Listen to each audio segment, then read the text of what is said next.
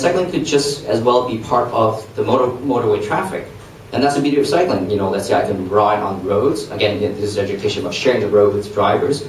But, for places where I can't ride on the road, I can perfectly just get off my bike and become a pedestrian. So that is where we come from as, cycling being a transportation solution, is that, we're not asking for cycle paths everywhere. It's just a matter of education and sharing the road, and just as well sharing with pedestrians and well sharing the road with the cars. So that's my point. On cycling, well, first of all, okay, on any topic, but first on cycling and then more on traffic calming.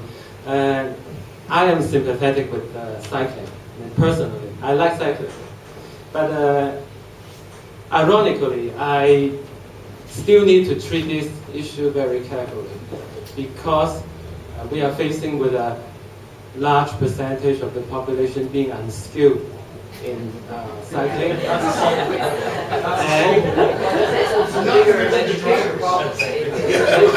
And then, together with a huge percentage of drivers who are not compassionate.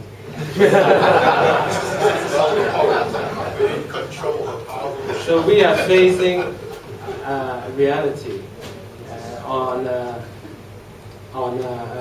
casualty problems.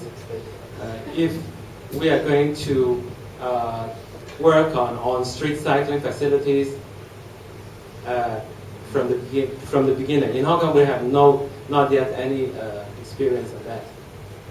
So that is the first on cycling. Well, that's the point. I don't think we don't need specific facilities. Again, it is a long-term education process.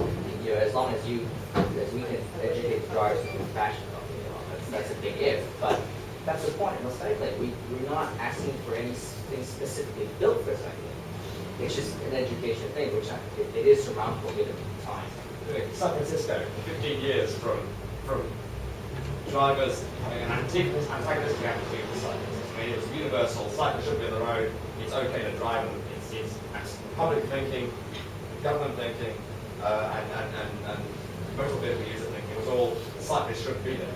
15 years later, everyone's split. And again, it's a leadership thing.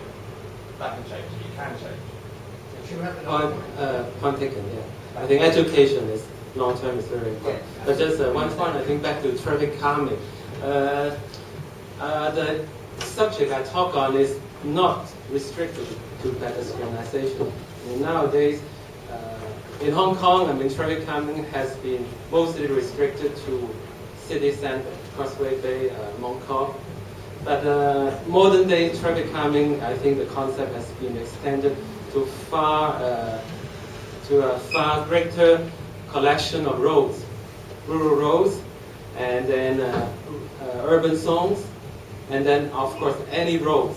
But we do not, of course, need to exercise traffic calming in the same way for expressway and roads designed for high-speed traffic is another question. And one thing I learned from France, I think maybe Bruno can say more if you think you know more, is that 20 years ago in France, the issue of traffic calming is very lightly accepted. But just then, last year I went to attend training, and I find that not only is increasingly accepted, there has been law passing to designate traffic calming zones 30 kilometers per hour and 20 kilometers per hour. But 20 years ago when I was in France, people drive very fast, and they like fast driving. That's true. Yes, that's true. But and again, why it was accepted? Because it was demonstrated as positive for everybody. Because the number of people killed on the road in France went from 12,000 to 4,000 in 15 years, 10 years, due to all this traffic calming initiative and the rest. So that's why now it's completely accepted, because people have seen that the result of all this policy. But at the beginning, it was a question of leadership again. It was implemented because it was coming from the top. Simon? I just want to add a quick point about the waterfront promenade and the development. I cannot agree more with Oren about all these facilities should be planned just for recreational purpose. It should be part of the city, part of the connectivity, part of the urban fabric. And that's why actually we already have some very good waterfront development, but that is not well connected to the other part of the city.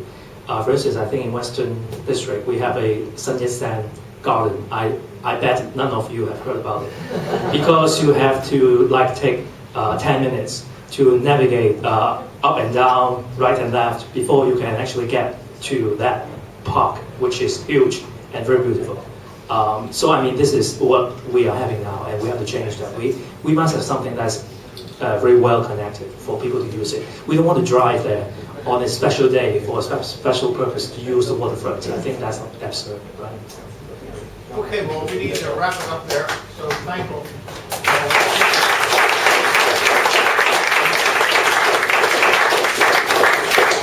Thank all of you for coming, and maybe.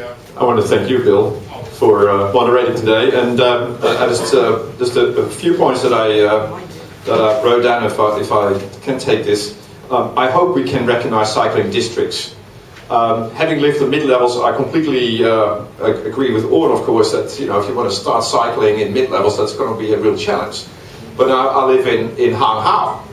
And why are the cycling paths not connected? Why is cycling not the most important supplementary mode of transport to reach the MTR station? It's ridiculous.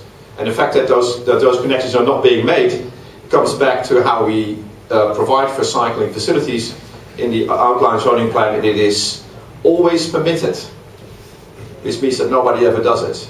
So that's one of the problems we have. And I think one of the pictures I saw today, Sha Tin. We all have to remember that Sha Tin was our first town that we built. Why have we lost our skills in designing great towns since? All our latest towns are really bad compared to Sha Tin. So I'll leave those thoughts with you. Another thought that I'd like to share and that I had written down some time ago in a previous discussion, why can't we fix our buses on the main bus corridors first?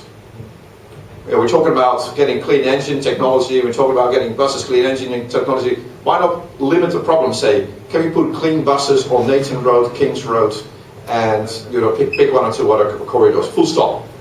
Fix those, don't fix the rest, fix those. Can we do that quickly?